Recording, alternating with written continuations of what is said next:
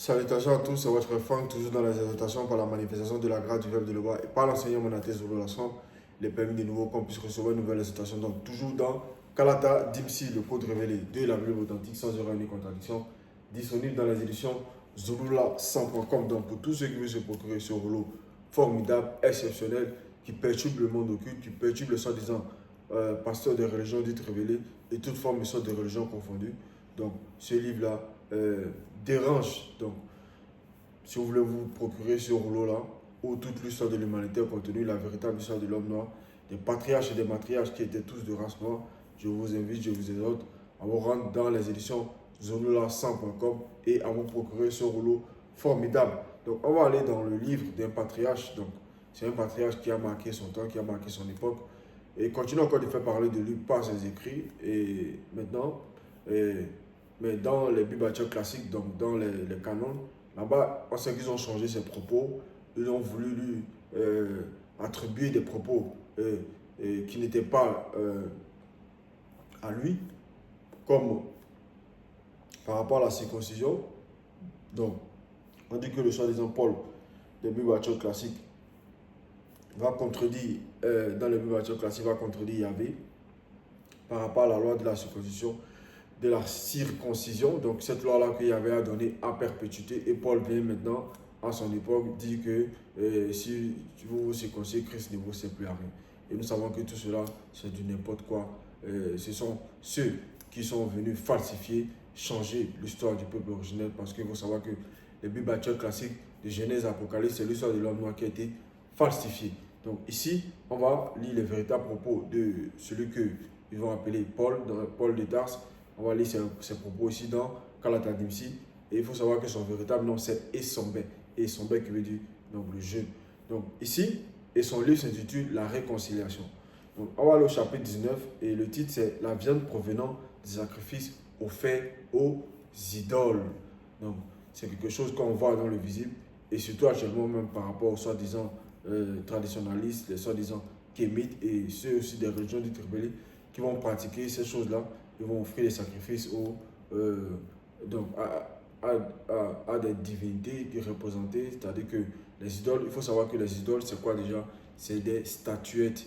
Parce que maintenant, dans le visible, on va avoir plusieurs sortes d'idoles parce que les gens vont apprécier telle star par rapport à ce qu'il fait, mais telle personne va aimer un tel, il va dire non, c'est mon idole. En Côte d'Ivoire, ils vont dire non, idolo.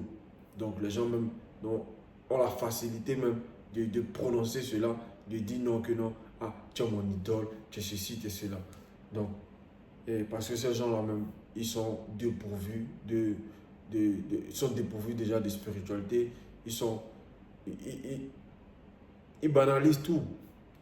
Ils banalisent tout, c'est-à-dire qu'ils prononcent des choses même dont ils n'ont même pas, on va dire, ils ne savent même pas ce que ça représente de dire cela. Pourtant, dans les religions dites révélées, dans les Bibles classiques, on a interdit de manifester l'idolâtrie dans certains rouleaux. Donc, ici, Essombe nous dit, pour ce qui concerne les viandes provenant d'animaux sacrifiés aux idoles, donc les idoles, donc en parenthèse ici, on met totem et démon. Donc, fermez la parenthèse, il y a une virgule, on s'arrête dans la virgule ici parce que, comme j'ai dit précédemment, donc les idoles, c'est les statuettes, les totems, tout ça, c'est les statuettes. Et derrière ces statuettes-là, il y a des démons qui sont derrière.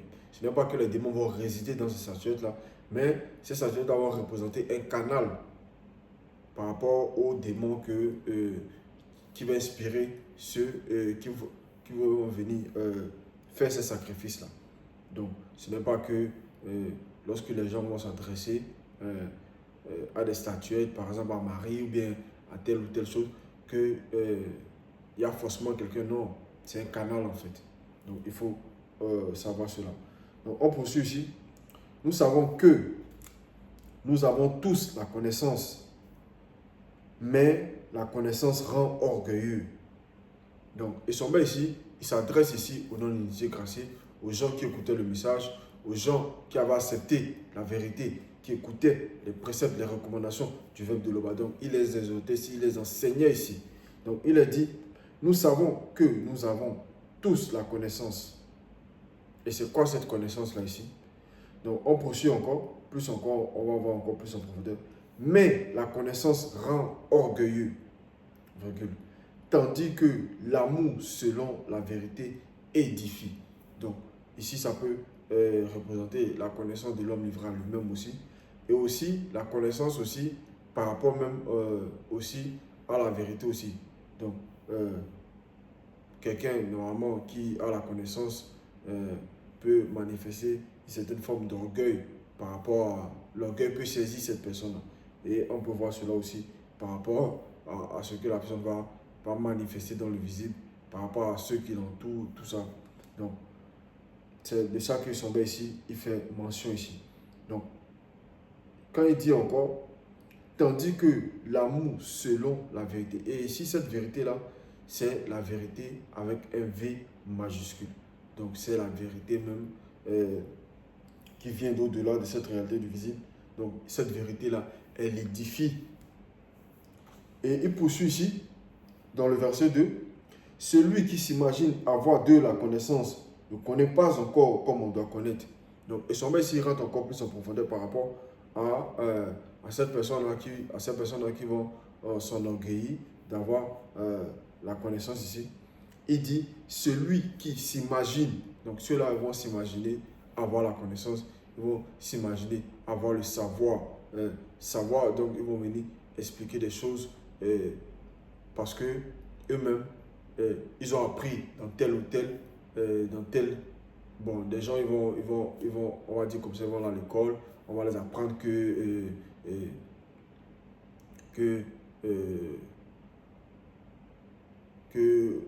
Christophe Colomb a découvert l'Amérique, que Magellan a fait le tour du monde. Donc, il y a plein de trucs que les gens vont enseigner, les gens à l'école, et les gens vont dire qu'ils ont la connaissance. Donc, par rapport à des gens eux-mêmes qui ne sont pas assis dans la vérité. Donc, ils vont venir enseigner des hérésies à d'autres personnes, et d'autres personnes aussi vont accepter cela, vont prendre ça, vont se dire avoir la connaissance ici. Donc, sur cela, il dit, celui qui s'imagine avoir de la connaissance ne connaît pas encore comme on doit connaître. Donc, celui qui s'imagine, donc ceux-là vont s'imaginer, ils vont penser avoir la connaissance, ils vont penser avoir le savoir. Mais lorsque celui-même qui a la connaissance se manifeste dans le visible, et c'est ce qu'on voit par rapport à la venue donc de l'enseignant, notre enseignant, donc je vous la sens. Lorsqu'il se manifeste dans le visible et il vient restaurer, il vient rétablir l'histoire et il nous enseigne maintenant c'est quoi cette vérité-là. Et cette vérité-là qu'il apporte ici, c'est cette vérité-là avec V majuscule. Donc elle n'émane pas de la chair ici. Donc c'est une vérité qui vient pas de là, les cieux visibles. Donc c'est cette vérité-là qui édifie. C'est cette vérité-là qui nous édifie tous en cette époque-ci du visible ici. Donc, celui qui s'imagine avoir de la connaissance ne connaît pas encore comme on doit connaître. Au verset 3, mais si quelqu'un aime le bas selon la vérité, avec V majuscule, celui-là est connu de son verbe. Donc, cette connaissance-là qu'on doit avoir, c'est cette connaissance-là qui est selon le verbe, qui n'est pas selon l'homme livré à lui-même. C'est en cela il s'est dit, mais si quelqu'un aime le bas selon la vérité, celui-là est connu de son verbe. Donc celui qui va aimer le bas selon la vérité, c'est celui qui va mettre en pratique les lois, les préceptes et les recommandations du verbe de Loba. C'est celui-là qui va mettre en pratique les lois et les recommandations du verbe de Loba. Donc celui-là, il aime Loba. On poursuit verset 4. Quant à manger ces viandes offertes aux idoles, donc en parenthèse statuettes représentant différentes espèces de démons, donc c'est ce que j'ai dit, donc les idoles ici.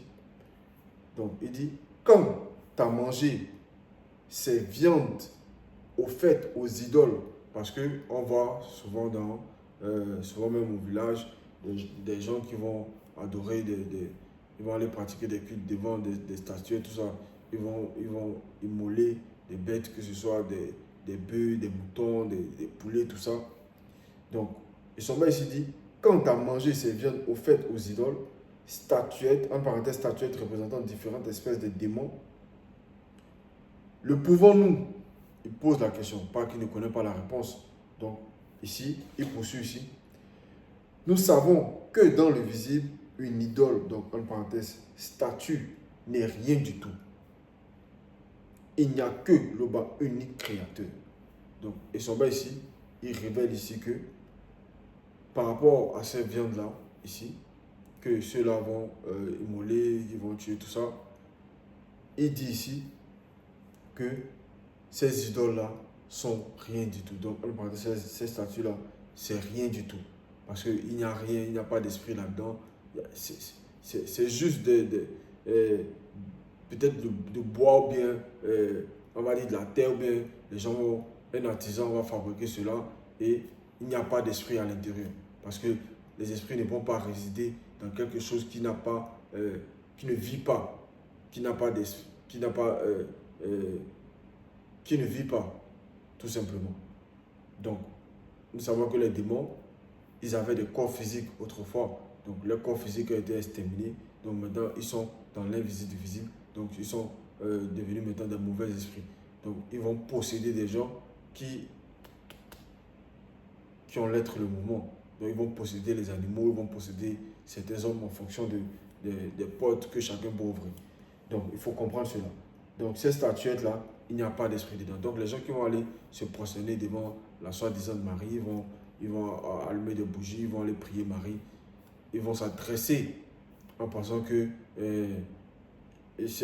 la statue là, il y a quelqu'un qui est derrière, qui est en train de te regarder ou bien d'écouter. Toujours vous adresser aux démons, parce que c'est les démons qui sont derrière. Mais dans cette statuette là, il n'y a pas d'esprit dedans. Il n'y a pas d'esprit dedans. Donc, il faut sortir de tout ça. Et on poursuit au verset 5. En cela, il poursuit, il dit, il n'y a qu'un seul Loba. Il n'y a qu'un seul Loba. Donc, il n'y a qu'un seul créateur qui est Loba. T'étais, donc Père, de qui viennent toutes choses selon la vérité et pour qui nous sommes. Donc, il s'exprime ici. Il dit, il n'y a qu'un seul Loba. T'étais de qui viennent toutes choses selon la vérité et pour qui nous sommes. Nous sommes. Donc, on va rentrer encore plus en profondeur ici par rapport à ce que Essomba ici, il veut révéler ici, à ce qu'il révèle ici. Donc, il poursuit, il dit, il n'y a que deux, seuls issus directement de Tété, donc les deux manifestés hors de la non-existence, donc de Tété, en parenthèse Loba, John qui s'appelle est le deuxième, donc par qui sont toutes choses selon la vérité et par qui nous sommes. Donc, les deux manifestés hors de la non-existence,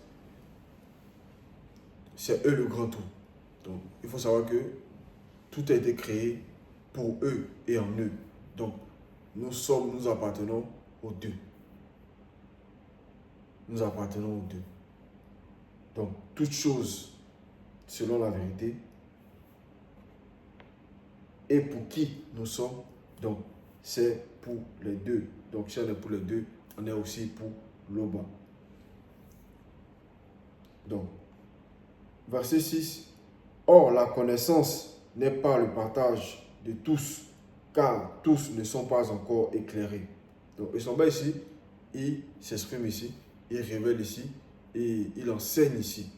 Donc, à ceux-là qui étaient nouveau dans la foi. Donc il dit, or la connaissance n'est pas le partage de tous, car tous ne sont pas encore éclairés. Quelques personnes ont gardé leurs anciennes idées sur l'idole, en parenthèse, en pensant que cela représente un canal, passage ou la manifestation visible et physique de la force divinité de celui ou de celle qui lui rend un culte, fermez la parenthèse. Elle croit manger d'un sacrifice fait à une idole réelle et par suite de cette faiblesse, leur conscience perd sa pureté. Donc, eux-là, qui ne sont pas affermis dans la vérité, qui viennent d'arriver, ils ne sont pas assez forts donc mentalement, spirituellement. Donc, ça, eux là ici, que sont ici, s'adressent ici. Donc, eux là, qui vont venir dans le message, et même à ceux aussi qui sont depuis, eux là aussi, ils doivent faire preuve de maturité, ils doivent faire preuve de sagesse par rapport à ceux qui viennent d'arriver. Sans cela-ci, il a parlé au départ d'orgueil. Donc, on ne doit pas manifester l'orgueil, on doit manifester la sagesse selon la vérité ici. Donc, cette vérité-là qui est difficile. Donc, sans cela-ci, ce mot dit, oh, la connaissance n'est pas le partage de tous, car tous ne sont pas encore éclairés.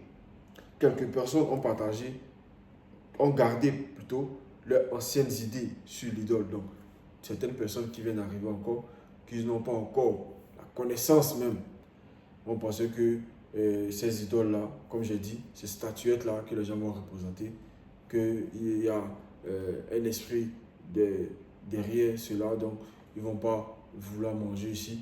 Mais ils sont bien ici, ils révèlent ici, il nous a dit déjà dans le verset 4, une idole, entre parenthèses statue, n'est rien du tout. N'est rien du tout.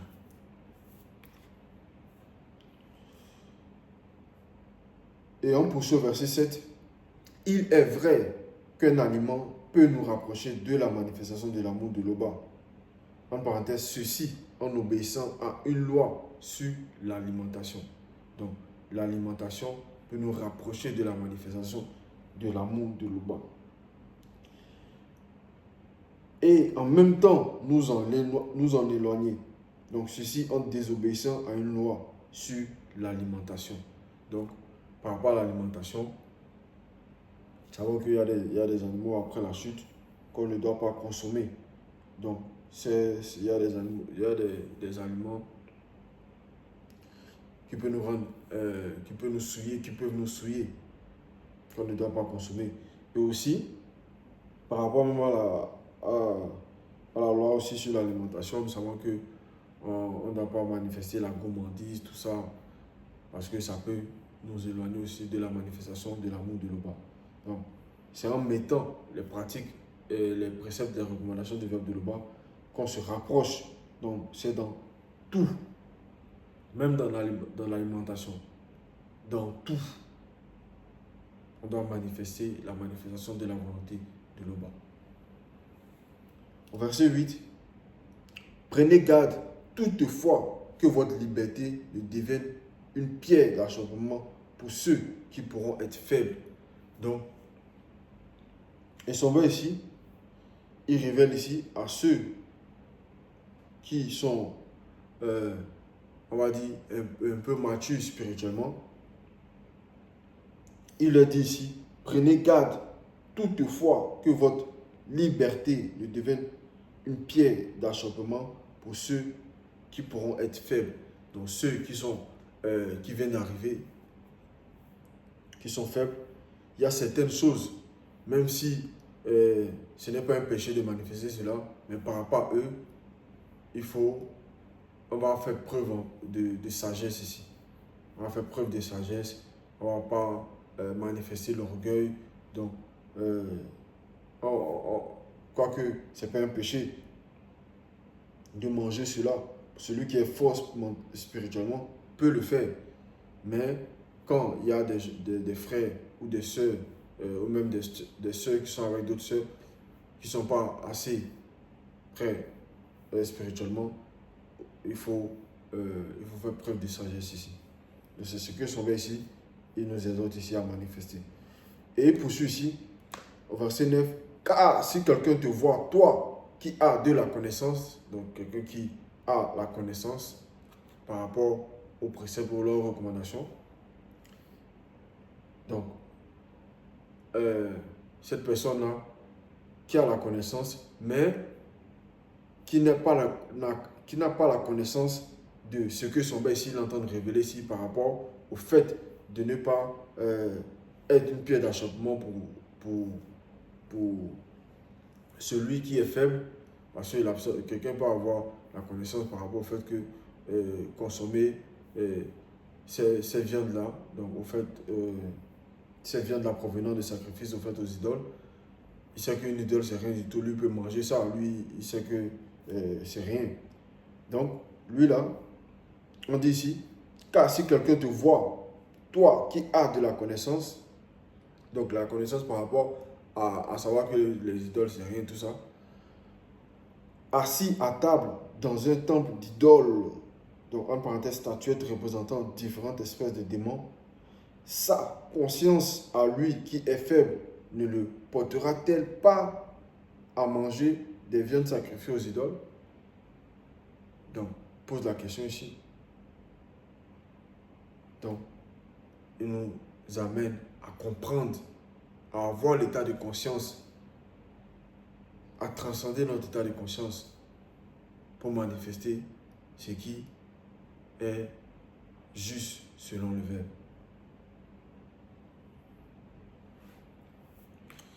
Et on poursuit au verset 10. Et ainsi, le faible périra par ta connaissance. Par ta connaissance. Le frère et la sœur connus pour lesquels Jokisabe a été mis à mort par les blancs et les sans mêlés. Donc, par cette connaissance-là que tu as eue par rapport à consommer, par exemple, la viande provenant des sacrifices faits aux idoles, et que tu n'as pas la connaissance que manifester cela aussi devant un frère, ou même si tu as la connaissance, mais que tu manifestes cela parce que tu te dis que toi, spirituellement, toi tu es fort, tout ça, et tu ne prends pas en compte celui qui n'est pas aguerri, qui n'est pas affermi dans la foi, tu ne prends pas, tu ne le prends pas en compte. Ici on dit ici, et ainsi le faible périra. Donc le faible périra par la connaissance. Le frère et la sœur connus sous lesquels Jokisabe a été mis à mort par les blancs et les sans mêlés. Donc la force des forts, c'est de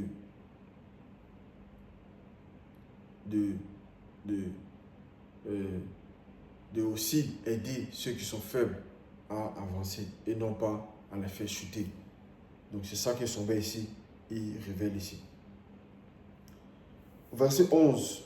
En péchant de la sorte contre les frères et sœurs et en blessant leur conscience faible, vous péchez contre Jokisabe et le deuxième.